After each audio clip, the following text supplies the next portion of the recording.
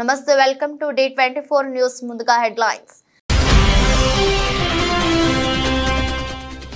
సర్పు మెప్మా అధికారులతో ముఖ్యమంత్రి చంద్రబాబు నాయుడు సమీక్ష సమావేశం వన్ ఫ్యామిలీ వన్ ఎంటర్‌ప్రెన్యూర్ కార్యాచరణతో స్వయం సహాయక సంఘాలకు ప్రాధాన్యమిస్తామని వెల్లడి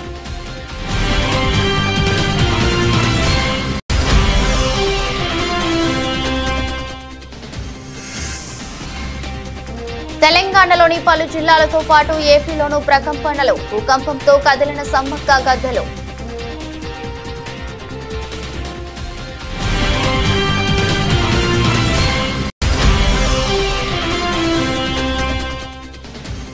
మాజీ మంత్రి ఎమ్మెల్యే హరీష్ రావుపై కాంగ్రెస్ పార్టీ సిద్దిపేట నియోజకవర్గ ఇన్ఛార్జ్ సంచలన వ్యాఖ్యలు శ్రీకాంతాచారి చావుకు హరీష్ రావు కారణం కాదా అని ప్రశ్నించిన పూజల హరికృష్ణ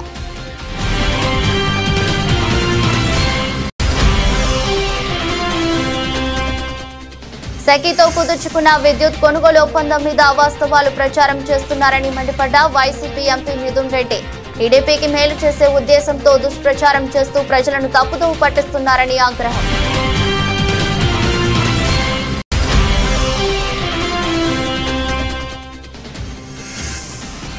మచ్చలేని మనిషి అయిన హరీష్ రావుపై నిరాధార ఆరోపణలు చేస్తే ఊరుకో చక్రధర్ గౌడ్ పై తీవ్ర స్థాయిలో మండిపడ్డ బీఆర్ఎస్ నాయకులు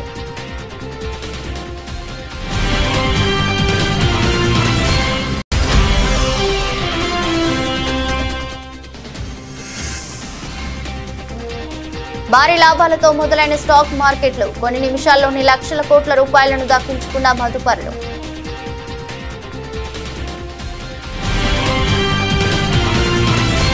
వన్ ఫ్యామిలీ వన్ ఎంటర్‌ప్రెన్యూర్ లక్ష్యానికి అనుగుణంగా రాష్ట్రంలోని స్వయం సహాయక సంఘాలను ఆర్థికంగా పురోగతి సాధించేలా చూడాలని ముఖ్యమంత్రి నారా చంద్రబాబు నాయుడు సర్పు మెప్మా అధికారులను ఆదేశించారు. ఇందుకోసం అన్ని ఎస్హెచ్జీలను వాటి ఆదాయ ఆర్జన బట్టి 5 కేటగిరీలుగా విభజించాలని సూచించారు. ఏడాదికి 1,00,000 కన్నా తక్కువ ఆదాయం వచ్చే గ్రూపును నాన్ లాక్పతిగా 1,00,000 నుంచి 10 లక్షల వరకు, లాక్పతిగా 10 లక్షల పైన సంపాదిస్తే మైక్రో, 50 లక్షల కన్నా అధికంగా ఆదాయం వస్తే స్మాల్, 1 కోటి కన్నా ఎక్కువ ఆర్జిస్తే మీడియం కేటగిరీలుగా విభజించాలన్నారు. అలాగే వ్యవసాయం, పరిశ్రమలు, సేవా రంగం వారీగా ఆదాయ వివరాలు ఉండాలన్నారు.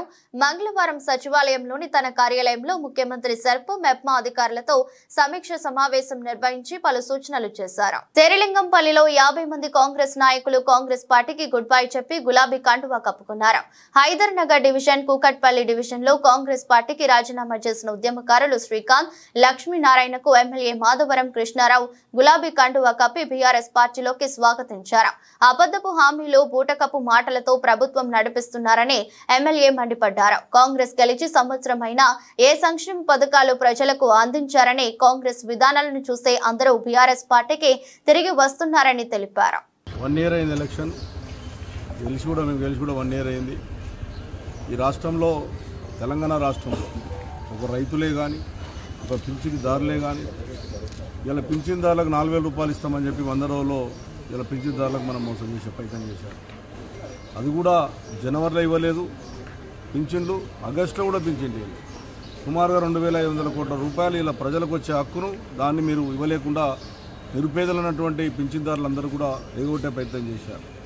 అదేవిధంగా రైతులకు రైతు బంధు నాటేసేటప్పుడు ఇచ్చేటప్పుడు రైతు బంధు కూడా మీరు ఈరోజు రైతు బంధు ఇవ్వకుండా 1 ఇయర్ అయిపోయింది, కలాపం చేసుకుంటాం, మళ్ళీ మేము మన సంక్రాంతి తర్వాత ఇస్తున్నట్టు ప్రయత్నం. రైతు రుణమాఫీ అది సుమారుగా 30-40 వేల కోట్ల రూపాయలు అని చెప్పి 7,500 కోట్లకి పరిమితం చేసి అది కూడా ప్రజలను మోసం చేసే ప్రయత్నం చేశారు. అందుగురించే ప్రజలందరూ కూడా ఒకతాటి మీదకి వచ్చారు. ఏదైతే టీఆర్ఎస్ పార్టీ నుంచి కొంతమంది ఎలక్షన్ ముందు కానీ ఎలక్షన్ తర్వాత పోయినటువంటి వాళ్ళు కూడా ఈరోజు ఆ రోజున కేసీఆర్ నాయకత్వంలోనూ కాళేశ్వరం ప్రాజెక్టు ద్వారా, కొండపోచమ్మ కానీ, మల్లన్న సాగర్ ద్వారా బ్రహ్మాండమైనటువంటి వాతావరణం వచ్చి హైదరాబాద్ నగరానికి నీళ్ళు వచ్చినాయని చెప్పి ఇలా ప్రజలు ఎంతో హర్షిస్తూ ఉన్నారు. నేను నిన్ననే కొన్ని హాస్పిటల్ పోతే ఒక్క దగ్గర కూడా కనీసం కూలీ లేనటువంటి పరిస్థితి నేను చూశాను. అందుకొరకే ఈరోజు శ్రీకాంత్ దస్వంటి వారు, కూకట్పల్లి డివిజన్కు సంబంధించినటువంటి అధ్యక్షుడు, శేరిలింగంపల్లికి సంబంధించిన అధ్యక్షుడు లక్ష్మీనారాయణ కానీ అలా ఆధ్వర్యంలో ఈరోజు 56 మంది మళ్ళీ తిరిగి మేము టీఆర్ఎస్ పార్టీతో అభివృద్ధి జరుగుతుంది, సాధ్యమవుతుంది అన్నటువంటి ఆలోచనతో మా పార్టీ రావడం స్వాగతం పలుకుతా ఉన్నాం. ప్రజల పక్షాన టీఆర్ఎస్ పార్టీ ఎప్పటికి ఉంటుంది, ప్రజల పక్షాన నిలబడుతుంది, అన్ని వర్గాలను కాపాడుకునే ప్రయత్నం చేస్తాం. నిన్ననే 9 బ్రాహ్మణులు వాళ్ళు పాపం హైదరాబాద్ దాంట్లో షాపులు పెట్టుకుంటే వాళ్ళకు మేము ముఖ్యమంత్రి దృష్టికి నేనే తీసుకెళ్ళి ఆ టైంలో ఈషాదే తీసుకెళ్ళి వాళ్ళు కనీసం కరెంటు కట్టలేనటువంటి పరిస్థితి ఉన్నారు అని చెప్పితే ఆ రోజు ఎంబడే జీవో ఇచ్చి ₹1 లేకుండా వాళ్ళకి ఫ్రీ కరెంట్ ఇస్తారు. వాళ్ళకి ఇప్పుడు ఫ్రీ కరెంట్ ఎత్తేసి వాళ్ళు సుమారుగా ఫ్రీ కరెంట్ అయితే వాళ్ళు 30-40 వేల బిల్లులు వచ్చే అవకాశం తీసుకొచ్చారు. అందుకే నిన్న 3 నుంచి 4 వేల మంది నిన్న వాళ్ళు ధర్నా చేసి నిరసన తెలిపే కార్యక్రమం చేశారు. ఈ రకమైనటువంటి నిరసన కార్యక్రమం జరుగుతూ ఉంటే ఈ పండుగ వాతావరణం అని చెప్పి మేము పండుగలు చేశాము, 8,000 కోట్లు 1,000 కోట్లు అని చెప్పి మేము ఇనాగ్రేషన్ చేసి మేము ఫౌండేషన్ చేసి మళ్ళీ దాన్ని నేను ఇనాగ్రేషన్ చేయడం అనేది బాధ కలిగిందని చెప్పి సందర్భంగా తెలియజేస్తూ ప్రజల పక్షాన ఖచ్చితంగా టీఆర్ఎస్ పార్టీ బీఆర్ఎస్ పార్టీ ఉంటుందని చెప్పి సందర్భంగా తెలియజేస్తాం. మాజీ సీఎం వైఎస్ జగన్ హయాంలో కేంద్ర ప్రభుత్వ సంస్థ సెకీతో కుదుర్చుకున్న విద్యుత్ కొనుగోలు ఒప్పందం మీద అవాస్తవాలు ప్రచారం చేస్తున్నారని పార్లమెంట్ లో వైఎస్ఆర్సీపీ ఎంపీ పెద్దిరెడ్డి మిథున్ రెడ్డి ప్రస్తావించారు. అగ్రిమెంట్ లో ఎలాంటి తప్పులు లేకుండా కొన్ని మీడియా సంస్థలు రాజకీయ పార్టీలు కేవలం టీడీపీకి మేలు చేసే ఉద్దేశంతో దుష్ప్రచారం చేస్తూ ప్రజలను తప్పుదోవ పట్టిస్తున్నారని ఆగ్రహం వ్యక్తం చేశారు. Andhra Pradesh government has made a contract with SECI, and it was not done with any private player or Adani or anybody, sir. I want to bring to the notice of the House, and SECI is a central government organization. SECI, it has not only made an agreement with Andhra Pradesh, several states, sir. Both the NDA ruled states and even the India coalition ruled states. So how can there be a misdoing, sir? And that to the cost of power, which it was signed is ₹2.49. That too, it was done in 2021, and now it is 2024. I would like to bring to the notice of the House the latest auctions which have happened. Bidding where various players have participated. The cost, if you see NTPC in May 24, the cost of power is ₹2.69. And if you see even SECI, which has signed with various people have participated in the bidding, it is ₹2.57. And even all the bids which have been done in 2024 are more than ₹2.49, which has been signed by Andhra Pradesh. Over the years, the cost of the panels also is coming down, sir. In spite of that, we got a better rate in 2021. And this has been propagated badly by a select few media houses and so-called pseudo intellects, which is not good. Through yourself, I would like to bring to the attention of the House and everybody, sir. This is a contract between a central government organization and state government with the lowest rate. And that too, when did it happen, sir? When the average cost of power was ₹5.90. The cost of power earlier, before 2019, was solar power was, average cost of solar power was ₹5.90. And it came down to ₹2.49. And even today, not only Andhra Pradesh, sir, all our neighboring states, they have made a contract with SECI for more than ₹2.49. And that too, Andhra Pradesh had the facility of waiver of interstate transmission charges, sir. Even as I stand here, even if you go to the energy exchange today, sir. Honorable member, you made your point, though it is not connected with the bill. Sir, ఇది ரொம்ப ముఖ్యమైన విషయం. ఈ ఉదయం ములుగు జిల్లా కేంద్రంగా సంభవించిన భూకంపం తెలంగాణ రాష్ట్రంలోని పలు జిల్లాల ప్రజలను భయభ్రాంతులకు గురిచేసింది. ఉదయం 7:27 కొన్ని సెకండ్ల పాటు కంపించింది. దీని తీవ్రత రిక్టర్ స్కేలుపై 5.3గా నమోదైంది. భూకంప కేంద్రాన్ని ములుగులో భూమికి 40 కిలోమీటర్ల లోతున గుర్తించారు. హైదరాబాద్ తో పాటు ఆంధ్రప్రదేశ్లోని విజయవాడ, రాజమండ్రి, విశాఖపట్నం, జగ్గయ్యపేట, నందిగామ, ఏలూరు సహా పలు ప్రాంతాల్లోనూ భూమి కంపించింది. ములుగులో ఏర్పడిన భూకంప తీవ్రతకు మేడారంలోని సమ్మక్క సారలమ్మ గద్దలు కంపించాయి. గద్దల వద్ద ఏర్పాటు చేసిన సీసీటీవీ కెమెరాలో భూకంపం నమోదైంది. భక్తులు పూజలు చేస్తుండగా ఒకసారిగా కంపించింది. అయితే పూజల్లో నిమగ్నమైన భక్తులు అదేమి పట్టించుకోలేదు. మరో గద్దె వద్ద ఏర్పాటు చేసి సీసీ కెమెరాలో అక్కడున్న పూజారి తీవ్రతను అనుభవించడం కనిపించింది. ఏం జరిగిందో తెలియక ఆయన అయోమయంగా దిక్కులు చూస్తుండిపోయారు. Vaikapa social media wing head Sajjala Bhargav Reddy car driver Vemarthi సుబ్బారావును గుర్తు తెలియని వ్యక్తులు విజయవాడకు తీసుకువచ్చి కొట్టి రోడ్డుపై పడేసిన ఘటన మంగళవారం వెలుగులోకి వచ్చింది. తీసుకువచ్చిన వ్యక్తులు పోలీసులని వైకాపా నాయకులు ఆరోపిస్తున్నారు. మాజీ మంత్రి అంబటి రాంబాబు, మాజీ ఎమ్మెల్యే మల్లాది విష్ణు తదితరులు మంగళవారం Vijayawada police commissioner SV Rajasekhar బాబుకు ఫిర్యాదు చేశారు. బాధితుడు సుబ్బారావు వైకాపా నాయకుల వివరాల మేరకు ఏలూరు జిల్లా ఆగిరిపల్లి సింహాద్రి అప్పారావుపేటకు చెందిన Vemarthi Subbarao Vaikapa social media head Sajjala Bhargav car driver గా పనిచేస్తున్నారు.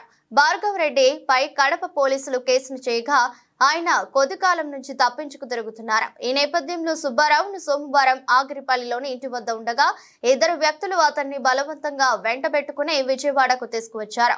గవర్నర్ పేటలోని ఆంధ్ర ఆసుపత్రి వద్దకు తీసుకువచ్చి అక్కడ ముసుగేసి కారులో తీసుకువెళ్లారు. ఒక భవనంలోకి తీసుకువెళ్లారని సజ్జల భార్గవ్ రెడ్డి తెలిపారు.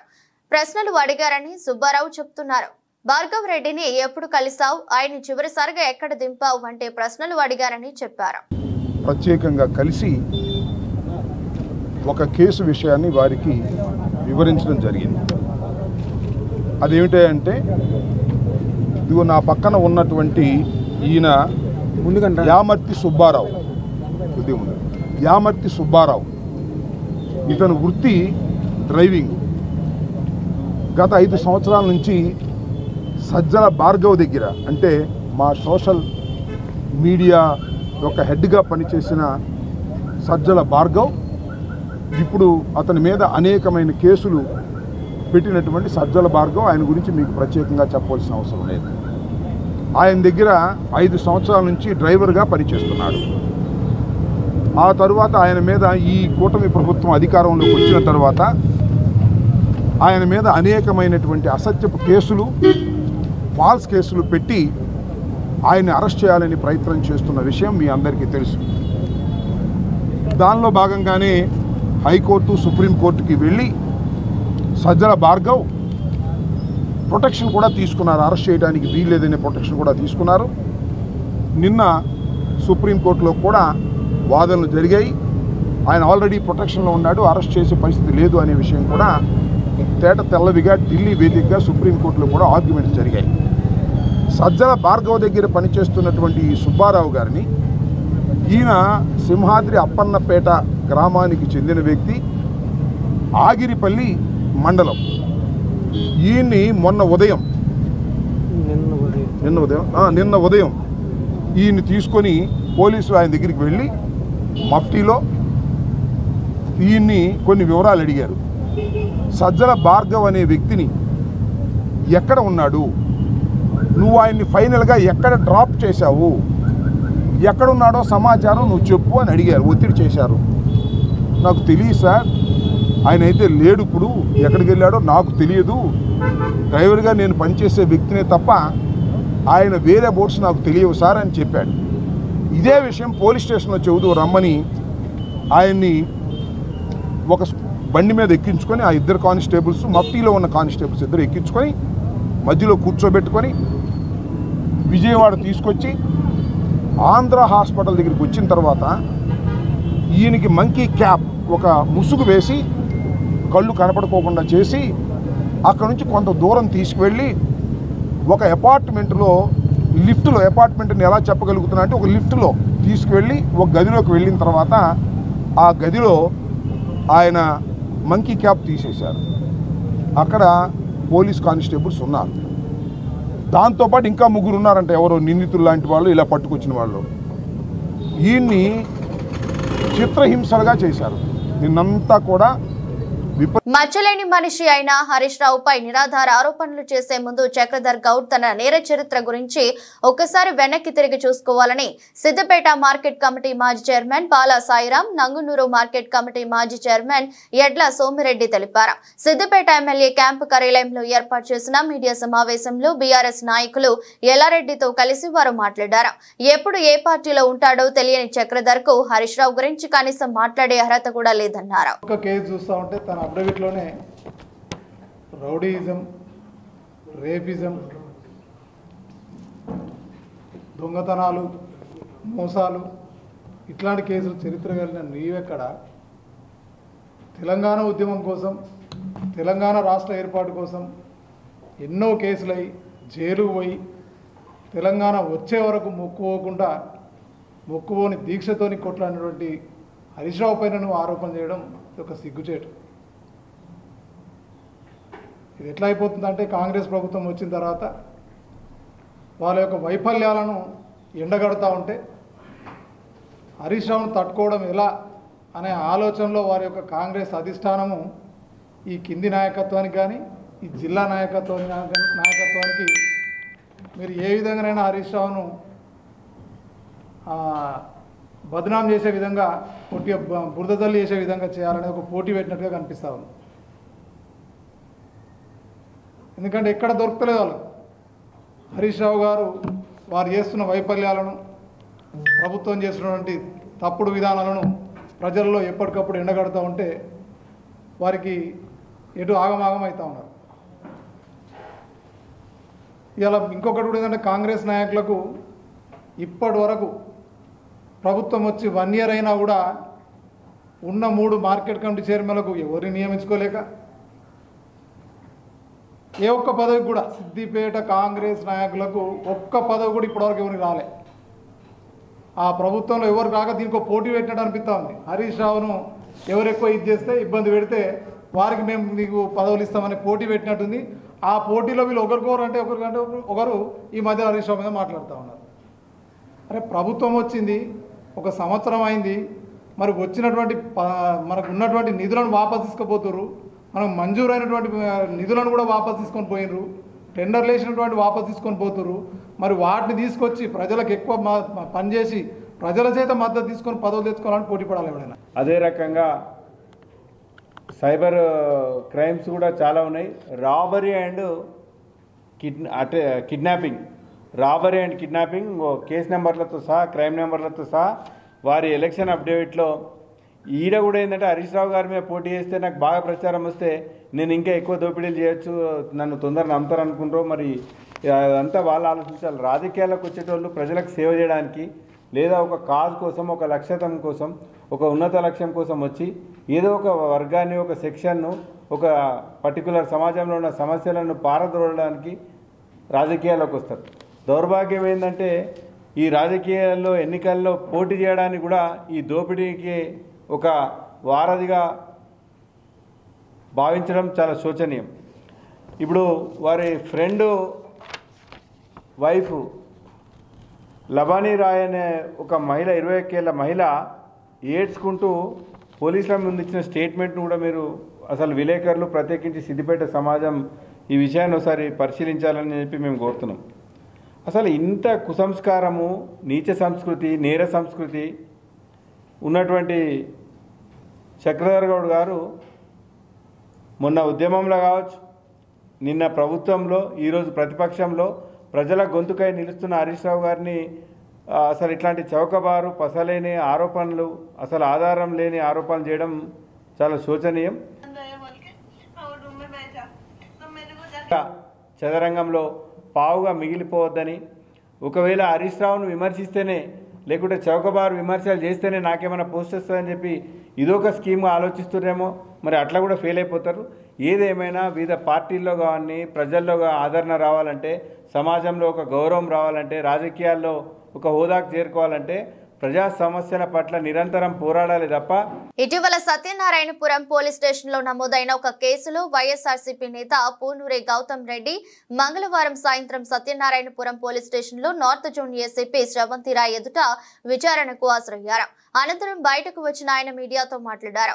కూటమి ప్రభుత్వంలో తనపై కక్ష సాధింపు చర్యల్లో భాగంగానే తప్పుడు కేసు పెట్టారని ఆరోపించారు. అర్ధరాత్రి సమయంలో పోలీసులు అక్రమంగా తన ఇంట్లో చొరబడి తలుపులు పగలగొట్టి దొంగల కంటే ఘోరంగా వ్యవహరించారని, గత టీడీపీ ప్రభుత్వంలో కూడా ఒక పోలీస్ కమిషనర్ తనను హత్య చేసేందుకు ప్రయత్నించారని, ప్రభుత్వం కూడా తనకు ప్రాణహాని ఉండడంతో హైకోర్టులో ముందస్తు బెయిల్ కు దాఖలు చేసినట్లు వెల్లడించారు. పోలీసులకు పూర్తిగా సహకరిస్తారని, వారు ఇచ్చిన నోటీసుపై విచారణకు హాజరైనట్లు తెలిపారు. నోటీస్ ఇచ్చి రమ్మంటం జరిగింది. నేను వారి యొక్క ఉత్తర్వుల్ని అనుసరించి దాని ప్రకారంగానే కూడా హాజరవటం జరిగింది. హాజరైన సందర్భంగా వారు ప్రశ్నలు సంధించడం, వాటికి సంబంధించిన సమాధానాలు చెప్పడం జరిగింది. కొన్ని సంబంధించినటువంటి వాటికి ఆధారాలతో సహా మేము ఒక లెటర్ ఒకటి కూడా ఇస్తానని చెప్తున్నాను. ఈ రకంగా నన్ను అవన్నీ హ్యాండ్ ఓవర్ చేయటం అనేది, సెల్ ఫోన్ హ్యాండ్ ఓవర్ చేయడం అనేటువంటి సరైనది కాదని పోలీస్ స్టాండింగ్ ఆర్డర్స్లో స్పష్టంగా పొందుపరచబడి ఉన్నాయి. దాని ప్రకారంగా కూడా మేము డైరెక్ట్గా మీకు హ్యాండ్ ఓవర్ చేయడం సరైనది కాదని, అది ఒక రకమైనటువంటి కోర్టు ఉత్తర్వుల ద్వారా రావాల్సినటువంటిదే తప్ప మరి కాదని ఆ ఫోను ఇవ్వడానికి అది చెప్పడం జరిగింది. విచారణ అధికారిగా ఉన్నటువంటి ఏసీపీ గారు మరలా ఈ కేసుని ఇంకా కొన్ని ప్రశ్నలు మిమ్మల్ని అడగాల్సి ఉన్నది. ఇప్పుడు కాలాతీతం అయింది కాబట్టి మరలా 7వ తారీఖు 4 గంటలకి రమ్మని చెప్పడం జరిగింది. 4 గంటలకు వచ్చి మరలా ఏమన్నా కనుక అడిగినట్లయితే వాటన్నిటినీ సమాధానం కూడా చెప్తానని కూడా తెలియజేస్తాను. ఉమామహేశ్వరరావు శాస్త్రి పైన దాడి చేపించారు, సుపారీ కూడా ఇచ్చారని చెప్పేసి చెప్తున్నారు. జగ్గపేటలో ఆ నిందితుల్ని పట్టుకున్నారు ఇప్పటికే పోలీసులు. కోర్టులో కేసు ఉండగా కేసు వివరాలు చెప్పడం కరెక్ట్ కాదు. కానీ నేను మాత్రం ఒకటి చెప్పదలుచున్నా, ఈ కేసుకి నాకు ఎటువంటి సంబంధం లేదు. ఎమ్మెల్సీ ఎలక్షన్లో పోటీ చేయడానికి గత 2-3 నెలలుగా విగరస్గా ఈ 2 జిల్లాల్లో తిరుగుతున్నటువంటి సందర్భంలో జరిగినటువంటి ఇన్సిడెంట్ తర్వాత మా పార్టీ పోటీ చేయడానికి ఎన్నికలు బహిష్కరిస్తున్నామన్న తర్వాత ఇది చోటు చేసుకునేటువంటి దాన్ని చేసుకోవడం జరిగింది. ఇది టీడీపీ గవర్నమెంట్లో జరిగినటువంటి ఇన్సిడెంట్ అనేటువంటి చెప్పాలి. గత 25 ఏళ్లుగా ఏ రకమైనటువంటి విధానానికి పాల్పడకుండా చక్కగా నీట్గా వెళుతున్నటువంటి నా సంగతి మాకంటే రిపోర్టర్లుగా మీ అందరికీ కూడా తెలుసు ఏ రకంగానూ నేను అందరితో ఎలా మెలుగుతున్నాను అనేటువంటి. అటువంటిప్పుడు ఈ రకమైనటువంటి చర్యకి పాల్పడతాను అనేటువంటిది అది సందర్భోచితం కాదు, కరెక్ట్ కూడా కాదు అనేటువంటి చెప్తాను. అదే విషయం పోలీసు వారికి కూడా చెప్తాను. BRS party working president KTR, మాజీ మంత్రి ఎమ్మెల్యే హరీష్ రావు, కవిత ఏ ముఖం పెట్టుకుని ప్రజల వద్దకు వస్తున్నారని కాంగ్రెస్ పార్టీ సిద్దిపేట నియోజకవర్గ ఇన్ఛార్జ్ పూజల హరికృష్ణ విమర్శించారు. సిద్దిపేట జిల్లా కేంద్రంలోని కాంగ్రెస్ పార్టీ కార్యాలయంలో అమరవీరుడు శ్రీకాంతాచారి వర్ధంతిని ఘనంగా నిర్వహించారు. శ్రీకాంతాచారి చావుకు హరీష్ రావు కారణం కాదా అని ప్రశ్నించారు. బీఆర్ఎస్ ప్రభుత్వం అమరవీరుల కుటుంబాలకు ఏం చేసిందని కాంగ్రెస్ నాయకులు ప్రశ్నించారు. ఈరోజు అమరవీరులు శ్రీకాంతాచారి గారి వర్ధంతి సందర్భంగా సిద్దిపేట కాంగ్రెస్ పార్టీ ఆధ్వర్యంలో ఘన నివాళులు అర్పించడం జరుగుతుంది. ఈ ఆత్మ బలిదానాలకు కారకులు ఎవరని నేను అడుగుతా ఉన్నా. ఈ ఆత్మ బలిదానాలకి ఈ అగ్గిపెట్టే హరీష్ రావు కారణం కాదా అని నేను అడుగుతా ఉన్నా. నువ్వు పెట్రోల్ డబ్బా డ్రామా వల్లనే ఈరోజు తెలంగాణ రాష్ట్ర ఉద్యమంలో ఎంతోమంది విద్యార్థుల ప్రాణాలు తీసుకోవడానికి కారణం హరీష్ రావు కాదా అని నేను అడుగుతా ఉన్నా. ఈరోజు నీ డ్రామా వల్ల ఎంతోమంది తల్లిదండ్రుల తమ కడుపు కోత విధించిన సంఘటన హరీష్ రావుకే దక్కుతుంది. ఈరోజు ఈ తెలంగాణ ఉద్యమంలో నువ్వు రెచ్చగొడితే, నువ్వు డ్రామాలాడితే 1200 మంది విద్యార్థుల ఆత్మహత్యలు చేసుకోవడానికి కారణం నువ్వు కాదా అని హరీష్ రావు నేను అడుగుతా ఉన్నా. ఈరోజు అమరవీరుల పేరు చెప్పుకొని తెలంగాణ రాష్ట్రం ముమ్మాటికి కాంగ్రెస్ పార్టీ తల్లి సోనియమ్మ ఇస్తే నువ్వు నీ డ్రామాలు కేసీఆర్, కేటీఆర్, హరీష్ రావు, కవిత డ్రామాలాడి లక్షల కోట్ల రూపాయలు సంపాదించుకొని ఈరోజు అమరవీరుల కుటుంబాన్ని పూర్తిగా మర్చిపోయిన సంఘటన హరీష్ రావుకి, ఈ కేసీఆర్ కుటుంబానికే దక్కుతుంది. అమరవీరుల కుటుంబానికి ఒక్క ఉద్యోగ అవకాశం అన్నా మీరు కల్పించారా గత 10 సంవత్సరాల ఈ బీఆర్ఎస్ ప్రభుత్వంలో నేను అడుగుతా ఉన్నా. ఈరోజు కాంగ్రెస్ ప్రభుత్వం వచ్చి ఏడాది కాలం అవుతా ఉంది. ఈ రోజుకి కాంగ్రెస్ ప్రభుత్వం వచ్చిన తర్వాత అమరవీరుల కుటుంబాలను, విద్యార్థులను ముఖ్యమంత్రి రేవంత్ రెడ్డి గారు వారికి సముచిత న్యాయం కల్పించి అమరవీరుల కుటుంబాలకు గౌరవం దక్కే విధంగా ఈరోజు రేవంత్ రెడ్డి గారు వహిస్తూ ఉన్నారు. ఈరోజు కేసీఆర్ కుటుంబం, తన కుటుంబం నలుగురే, ఎవరు హరీష్ రావు, కేసీఆర్, కేటీఆర్, కవిత, ఆ నలుగురే బాగుపడ్డారు తప్ప గత బీఆర్ఎస్ 10 ఏళ్ల పాలనలో ఏ ఒక్క కుటుంబం కూడా బాగుపడలేని తెలియజేస్తూ ఉన్నా. ఇప్పటికు మళ్ళా కొత్త డ్రామాలు వేసుకొని ప్రజల వద్దకు వస్తూ ఉన్నారు. ఒక దిక్కు కేటీఆర్, ఒక దిక్కు హరీష్ రావు, మళ్ళీ జైలు పాలైన కవిత కూడా మొన్న వల్ల కొత్త డ్రామాలు వేసుకొని ప్రజల వద్దకు వస్తుంది. ఏ ముఖం పెట్టుకొని ప్రజల వద్దకు వస్తున్నారని అడుగుతా ఉన్నా. మీరు అమరవీరుల కుటుంబాలకు ఏమి చేసిర్రో ఈ సమాధానం చెప్పిన తర్వాత మీరు ప్రజల వద్దకు రావాలని హరీష్ రావును సూటిగా ప్రశ్నిస్తా ఉన్నా. యాదాద్రి భువనగిరి జిల్లా వలిగొండ మండల కేంద్రంలో ప్రజాపాలన కళాయాత్ర బృందం కాంగ్రెస్ పార్టీ మండల అధ్యక్షులు పాసం సత్రెడ్డి, పట్న అధ్యక్షులు కనుకల కృష్ణయ్య సమక్షంలో తెలంగాణ ప్రభుత్వం చేపట్టిన 13 సంక్షేమ పథకాలు వివరించారు. ఈ సందర్భంగా మాజీ సర్పంచ్ బాబు ఉపేందర్ బోసు, జిల్లా నాయకులు కాసుల వెంకన్న పాల్గొని మీడియా ద్వారా మాట్లాడుతూ తెలంగాణలో లోటు బడ్జెట్ ఉన్నా ఇచ్చిన ఇచ్చిన హామీలను నెరవేర్చాలని రేవంత్ రెడ్డి ప్రభుత్వం అన్ని సంక్షేమ పథకాలు అమలు చేస్తుందన్నారు. ఈ కార్యక్రమంలో బత్తిని సత్యనారాయణ, మారగోని నరసింహ, తిరుపతయ్య, మల్లికార్జున్, మల్లేశం, ప్రవీణ్, ధనుంజయ్, రమేష్ పాల్గొన్నారు. ఏదైతే ఉన్నాయో జలాలకు వచ్చే రాబడిలో కూడా రెండు నెలల ముందుగా ఉన్నటువంటి వచ్చే ఆదాయాన్ని కూడా పాత గవర్నమెంట్ తీసుకుని ఉదాహరణ మీకు తెలుసు, పోయినసం 2 నెలల ముందు పెట్టాడు, విషయాలు పెట్టాడు. ఎంతోమంది మామూలు కార్పొరేషన్ ఉద్యోగస్తులకు కూడా 3 నెలల నుంచి 6 నెలల ఉద్యోగాలు పెండింగ్లు ఉంటే ఈ చదువుకునేసరికి సన్యాలు అయినట్టు సంవత్సర కాలం కట్టింది. అయినా కూడా ఈ కాలంలో ఉన్నటువంటి ప్రజలు అందరూ కూడా కాంగ్రెస్ పార్టీ నమ్మి చేస్తున్నటువంటి కేసీఆర్ పీఠాధీశుల అభియానాలకు కవిత ఆలోచన విధానాలు ప్రజల్లోకి తీసుకొచ్చి కాంగ్రెస్ పార్టీకి ఒప్పజెప్పిన తర్వాత ఈ సంవత్సర కాలంలో ఎన్ని తీర్చిరాయితే ఉన్న ఒక్కొక్కరు చేసుకుంటా మీకు తెలిసి బస్సు ప్రయాణం కానీ ఇది గృహ నిర్మాణం కూడా ఈ నెలలో స్టార్ట్ అవుతుంది.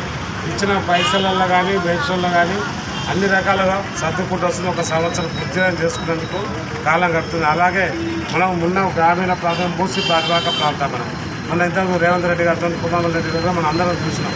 చిన్నప్పుడు ఇదే ఎట్లా ఇక్కడ ఉన్న పెద్ద మనుషులతో నాతో సహా మనందరం మూసీ నదిలో చేపలు పట్టుకొని కాల్చుకొని తిన్నాం.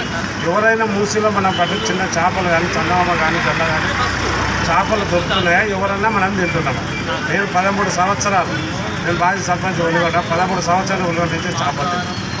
ఎందుకు వచ్చిందంటే దానివల్ల వివిధ ఇమ్యూనిటీ పవర్ తక్కువ మనకే రోగాలు వస్తుంది.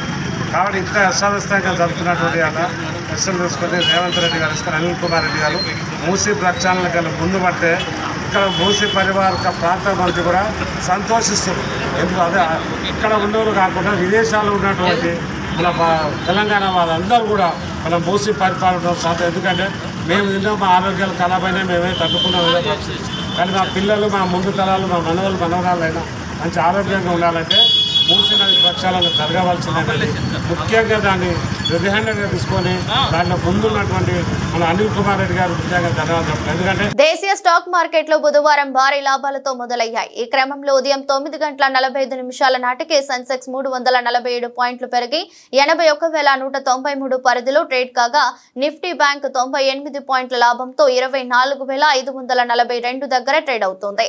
ఇదే సమయంలో బ్యాంక్ నిఫ్టీ 248 పాయింట్లు వృద్ధి చెంది 52,958 స్థాయిలో ట్రేడ్ అవగా మిడ్ క్యాప్ 100 ఇండెక్స్ 272 పాయింట్లు లాభపడింది. దీంతో మదుపరులు కొన్ని నిమిషాల్లోనే లక్షల కోట్ల రూపాయలను దక్కించుకున్నారు. నిన్నటి ముగింపుతో పోలిస్తే మార్కెట్ స్వల్ప పెరుగుదలతో మొదలై క్రమంగా పుంజుకున్నాయి.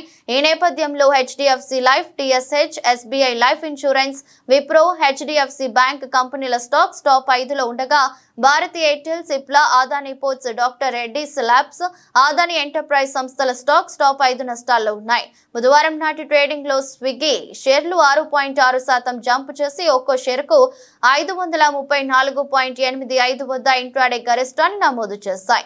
ఫుల్ డెలివరీ ప్లాట్ఫామ్ తన సెప్టెంబర్ త్రైమాసికాన్ని మంగళవారం పోస్ట్ మార్కెట్ అవర్స్ లో విడుదల చేసిన తర్వాత మదుపర్లలో కొనుగోలు ఆసక్తి పెరిగింది.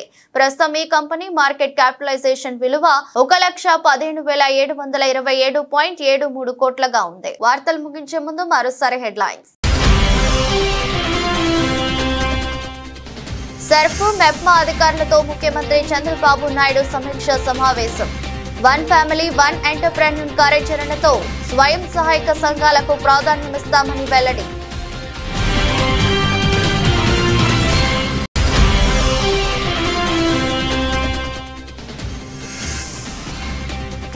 తెలంగాణలోని పలు జిల్లాలతో పాటు ఏపీలోనూ ప్రకంపనలు. భూకంపంతో కదిలిన సమ్మక్క గద్దెలు.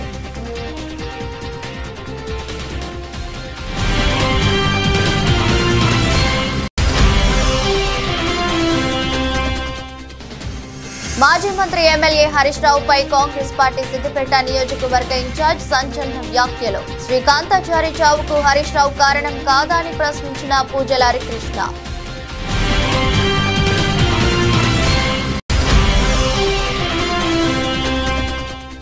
సెకీతో కుదుర్చుకున్న విద్యుత్ కొనుగోలు ఒప్పందం మీద అవాస్తవాలు ప్రచారం చేస్తున్నారని మండిపడ్డ వైసీపీ ఎంపీ మిథున్ రెడ్డి. టీడీపీకి మేలు చేసే ఉద్దేశంతో దుష్ప్రచారం చేస్తూ ప్రజలను తప్పుదోవ పట్టిస్తున్నారని ఆగ్రహం.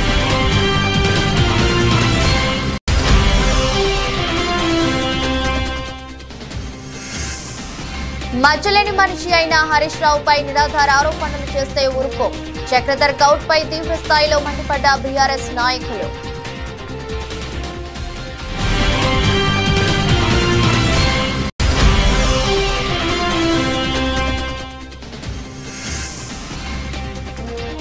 భారీ లాభాలతో మొదలైన స్టాక్ మార్కెట్లు కొన్ని నిమిషాల్లోనే లక్షల కోట్ల రూపాయలను దక్కించుకున్న మదుపరులు.